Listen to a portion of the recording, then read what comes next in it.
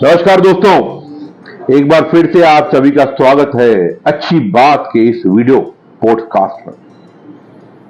दोस्तों, ये तकलीफ या ये फीलिंग या ये सोच अमूमन सबकी होती है कि हमारे बड़े बुजुर्ग या हमारे माँ बाप या हमारे शिक्षक, गुरु, टीचर या कोई ऐसा गॉडफादर हमेशा हम पर कोई भी बात को लेकर चिल्लाते हैं, सख्तियां बरतते हैं, हर बार दोस्त लोगों के सामने हमें सुना के देते हैं,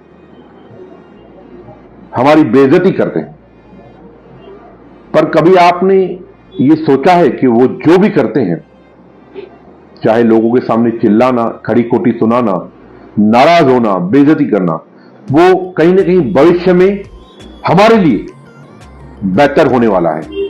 हम और निखर के आ सकते हैं।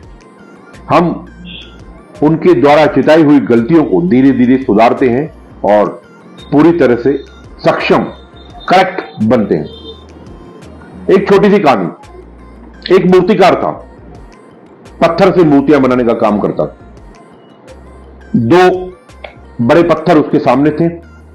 एक पत्थर से मूर्ति बनाने का काम शुरू करता है तो पत्थर पे लगने वाली हथौड़ी, छेनी, वो पत्थर परेशान होकर मूर्तिकार को बोलता है कि इतना जुल्म तुम मेरे ऊपर कर रहे हो, इतने दिनों से लगातार मेरे ऊपर हथौड़ी चला रहे हो, छेनी से मुझे पीड़ा दे रहे हो, दर्द दे रहे हो, मैं परेशान हो गया हूं, मुझे बख्श दो।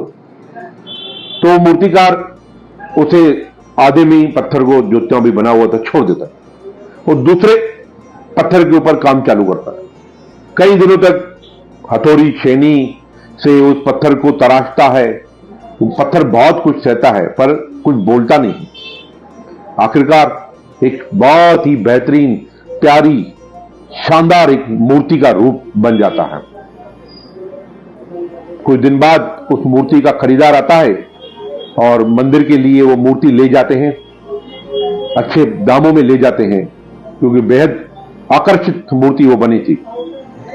और वो जो मूर्ति, पहला पत्थर था, वो कहीं पास में पड़ा था तो वो मंदिर के लोग कहते हैं चलो इसे भी ले चलते हैं, पत्थर चाहे नारियल तोड़ने के काम आएगा मंदिर में, तो उसे भी ले जाते हैं। वो जो शानदार आकर्षित मूर्ति उस मूर्तिकार ने बनाई थी, वो तो एक मंदिर में विराजमान होती है। लोग उसकी पूजा पाठ करते हैं, स्नान कराते, अभिषेक करते हैं, उनसे आगे प्रार्थनाएं करते हैं और कई सालों तक लगातार उस जो आदि बनी हुई जो तकलीफ के कारण मूर्तिकार को जिस पत्थर ने बोल दिया था मैं बर्दाश्त नहीं होता है, मुझे छोड़ दो, उनके ऊपर सैकड़ों रोज नारियल तोड़े जाते हैं। वो दर्द, वो पीड़ा, वो पत्थर हर रोज महसूस करता है। वो दिल में कहता है कि काश मैं उस मूर्तिकार की बात मान लेता था, थोड़ा और दर्द सहता था तो आज मैं मूर्ति होता था, आज ये पत्थर न रह जाता था। मैं, मेरे ऊपर सैकड़ों नारियल न फूटो, हर रोज का दर्द, हर रोज की पीड़ा मुझे सहन नहीं करनी पड़ती। तो ये कहानी क्या सिखाती है कि जो भी हमारे गुरु है या शिक्षक है, टीचर्स है, हमारे माँ बाप है, हमारे घर के बड़े हैं, जो भी हमें चिल्लाते हैं या हमें दो लोगों के सामने कुछ बताते हैं, हमारी गलतियों का एहसास करवाते हैं, तो वो हमें छेनी और हथौड़ी की तरह तराशते हैं। आखिरकार एक अनमोल, बहुत ही प्यारी सी मूर्त बनते हैं हम उनके द्वारा। तो बड़े बुजुर्गों की या अपने किसी गॉडफादर की या मां बाप की, गुरु की, जो भी बुरे शब्द होते हैं, गालियां होती है या उनका समझाना होता है, वो छेनी और हथौड़ी का काम करते हैं। वो हमें हमारे फ्यूचर के लिए, हमें और बेहतर बनाने के लिए वो काम करते हैं।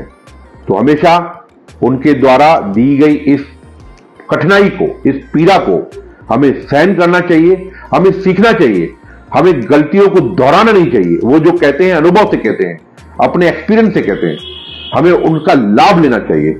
परेशान होकर, दर्द से भागकर पत्थर नहीं बनना है, हमें एक प्यारी सी मूर्त बनना है। जो सबके लिए आकर्षित हो, प्रेरणादायी हो। धन्यवाद।